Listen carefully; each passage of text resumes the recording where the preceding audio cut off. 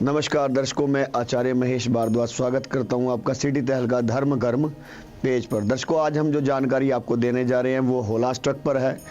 इस होलाष्टक का अर्थ क्या है, महत्व क्या है, क्या शुभ और अशुभ प्रभाव होंगे, वो सारी जानकारी आज आपको हम देने जा रहे हैं। और आप बताइएगा जरूर कि होलाष्टक पर ये जानकारी आपको कैसी लगी। होलाष्टक अर्थात होली से ठीक 8 दिन पहले का एक विशेष समय जो अशुभ माना जाता है। इस समय में होली के पूर्व अशुभता का एक संकेत माना जाता है, क्योंकि इस अवधि में विभिन्न ग्रह उग्र हो जाते हैं। होलाष्टक के दौरान सभी ग्रह अशुभ हो जाने के कारण हो जाते हैं, इसलिए इस समय में कोई भी शुभ कार्य करना अभिशापित माना जाता है। आपकी जानकारी के लिए आपको बता दें कि होलाष्टक 17 मार्च 2024 से यानी कि आज 24 मार्च तक चलेगा, जो कि आज से प्रारंभ हो चुका है। इस समय को होली के पूर्व अशुभ दिनों के रूप में माना जाता है। धार्मिक मान्यता के अनुसार होलाष्टक में विवाह, मुंडन, गृह प्रवेश आदि कोई भी मांगलिक कार्य नहीं किए जाते। इस समय में नए कार्य की शुरुआत करना या किसी नए प्रोजेक्ट का आरंभ करना भी असाध्य ही माना जाता है और अशुभ भी होता है। होलाष्टक के दिनों में ग्रहों का स्वभाव उग्र हो जाता है, जिससे लोगों की निर्णय क्षमता कमजोर होती है और उन्हें अधिक संवेदनशील बना दिया जाता है।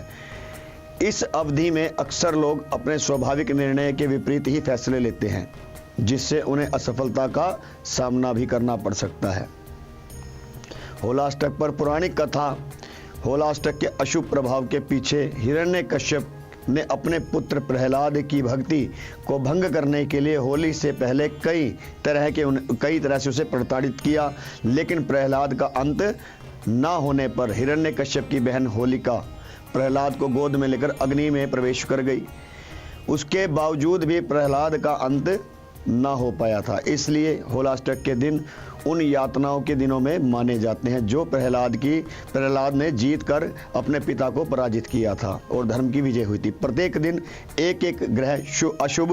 होलाष्टक के दिनों में प्रत्येक दिन एक एक ग्रह अशुभ हो जाता है। चंद्रमा को फाल्गुन शुक्ल अष्टमी तिथि पर, सूर्य को नौमी तिथि पर, शनि दशमी तिथि पर, शुक्र एकादशी तिथि पर और बृहस्पति द्वादशी तिथि पर, बुध त्रयोदशी तिथि पर, मंगल चतुर्दशी तिथि पर और राहु को पूर्णिमा तिथि पर अशुभ माना जाता है। इस पूरे समय के दौरान लोगों को सावधान रहने की आवश्यकता है और अशुभ कार्यों से बचने के लिए सतर्क रहना चाहिए।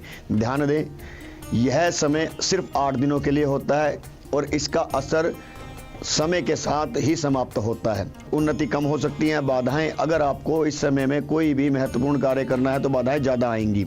आपको इसके लिए अच्छे संदर्भ और अच्छे मुहूर्त का चयन करना चाहिए, जिससे आपको सफलता प्राप्त हो सके। होलाष्टक के दिनों में अपने कर्मों को अच्छे संदर्भ में करने से आपको अधिक लाभ होगा और आपकी उन्नति अधिक बढ़ेगी, बाधाएं कम होंगी। समय के साथ ही हमें ध्यान देना चाहिए कि हर एक संदर्भ में अशुभता नहीं होती है और यह भी सत्य है कि हमारे कर्मों का महत्व हमारे संदर्भों से अधिक होता है, जिसके लिए आप किसी भी ज्योतिष आचार्य से, अपने जो भी आपके आसपास रहते हैं, उनसे परामर्श भी ले सकते हैं, उनके उपाय कर सकते हैं, ताकि इन 8 दिनों में आपको शुभता का प्रमाण मिले, अशुभता से आप दूर रहें। दर्शकों, ये बताइएगा कि ये जानकारी आपको कैसी लगी। फिर आपसे पुनः भेंट होगी किसी नए और विषय पर। जय श्री कृष्णा, राधे राधे।